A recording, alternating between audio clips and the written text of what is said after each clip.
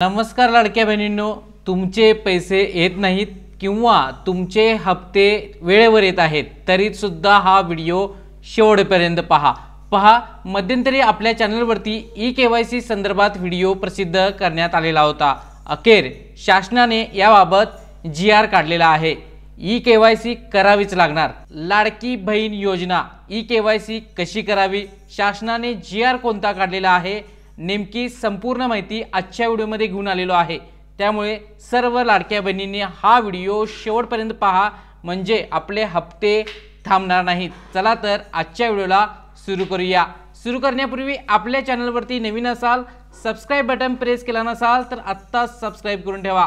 पाहू शकता जी-आर आहे 18 सप्टेंबर 2025 रोजीचा। पाहू शकता मुख्यमंत्री माझी लाडकी बहीण या योजनेअंतर्गत पात्र लाभार्थी महिलांची पडताळणी आणि प्रमाणीकरण करण्यासाठी ई-केवायसी माध्यमातून आधार ऑथेंटिकेशन करण्यास मान्यता देण्याबाबत पहा महत्त्वाचा जी-आर आहे।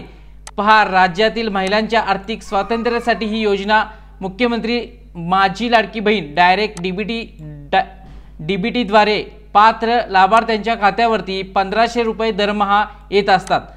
माननीय मंत्रिमंडळ निर्णय झालेला होता की ई-केवायसी माध्यमातून ऑथेंटिकेशन करायचं, त्याबद्दल हा जी-आर आहे। आपण डायरेक्टली जी-आर मध्ये जाऊ, म्हणजे संपूर्ण माहिती आपल्याला भेटून जाईल।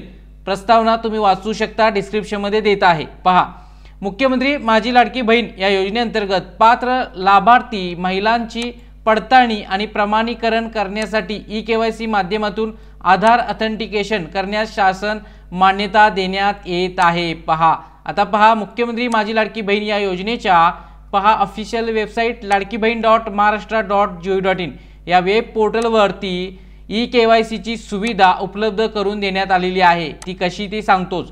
त्या अनुषंगाने वेब पोर्टलवर लाभार्थ्यांना प्रत्यक्ष ई-केवायसी बाबत करावयाची कार्यवाहीची माहिती फ्लो चार्ट परिशिष्ट अ मध्ये देण्यात आला आहे।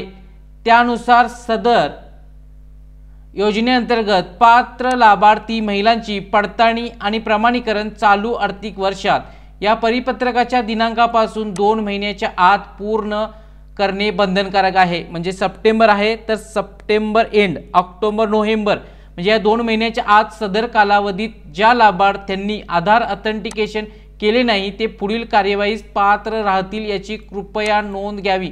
पहा काय म्हटलेलं आहे, 2 महिन्याच्या आत पूर्ण करणे बंधनकारक आहे।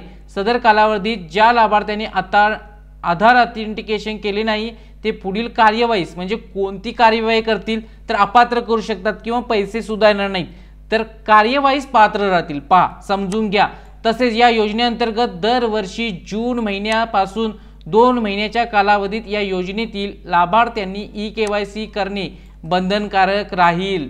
दरवर्षी 2 महिन्यासाठी हा कालावधी असणार आहे, जून महिन्यापासून। पहा, सदर शासन निर्णय हा आजच काढलेला आहे आणि या शासन निर्णयानुसार ई-केवायसी आता आपल्याला करणं बंधनकारक राहणार आहे।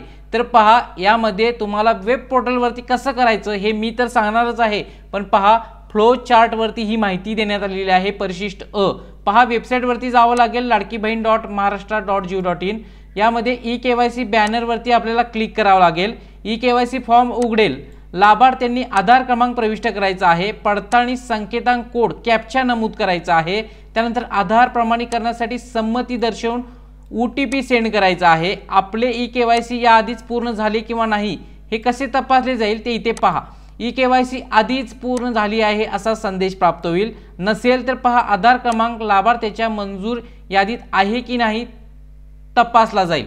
पहा, आता नाही, आधार क्रमांक मुख्यमंत्री माझी लाडकी बहीण योजनेच्या पात्र यादीत नाही असा संदेश येईल। जर नाही असेल तर लाभार्थ्याच्या आधार लिंक मोबाईलवर प्राप्त झालेला OTP स्क्रीन मध्ये टाकून सबमिट करायचा आहे। पहा, जर आपल्याला ई-केवायसी झाली नसेल तर ही प्रक्रिया असणार आहे। त्यानंतर पहा, ई-केवायसी पृष्ठावर पती वडील यांचा आधार क्रमांक नमूद करून पडताळणी संकेतांक कोड म्हणजे कॅप्चा करावा लागेल आणि आधार प्रमाणीकरणासाठी संमती दर्शवून सेंड बटनवरती क्लिक करावं लागेल। नंतर पती वडील यांच्या आधार लिंक मोबाईलवरती सुद्धा OTP जाईल, तो फिल करायचा आहे। यानंतर लाभार्थ्याने जात प्रवर्ग भरायचा आहे। त्याचबरोबर खालील बाबी डिक्लेरेशन ॲक्सेप्ट करायचे आहेत, त्या की ह्या आहेत। पहा, एक म्हणजे तुम्ही शासकीय नोकरदार वगैरे जे काही आहे, माझ्या कुटुंबातील केवळ एक विवाहित आणि एक अविवाहित महिला लाभ घेत आहे, हे सुद्धा आपल्याला चेकबॉक्समध्ये डिक्लेअर करायचं आहे। त्यानंतर सक्सेस, तुमची ई-केवायसी पडताळणी यशस्वीरित्या पूर्ण झाली आहे असा संदेश येऊन जाईल। आता हे तुम्हाला जरा अवघड वाटत असेल, पण आपण लगेचच हा व्हिडिओ सुद्धा बनवणार आहे।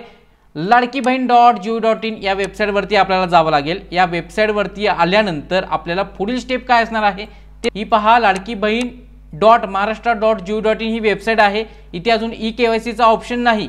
ज्यावेळेस इथे ऑप्शन येईल त्यावरती क्लिक करून आपल्याला या पेजवरती यावं लागणार आहे। पहा, इथे आपल्याला आधार नंबर टाकून पुढील संमती द्यायची आहे, त्या नेक्स्ट व्हिडिओमध्ये सांगण्यात येईल। यासाठी काय करावं लागेल, सिंपल, फक्त आपल्या चॅनलला सबस्क्राइब करा, डिस्क्रिप्शनमध्ये व्हॉट्सअप चॅनल आहे तिथे फॉलो करा, म्हणजे सर्वात अगोदर तुम्हाला ई-केवायसी कशी करायची हा व्हिडिओ आपण शेअर करणार आहोत। पुन्हा व्हिडिओ नेक्स्ट महत्त्वपूर्ण व्हिडिओ घेऊन जय हिंद, जय महाराष्ट्र।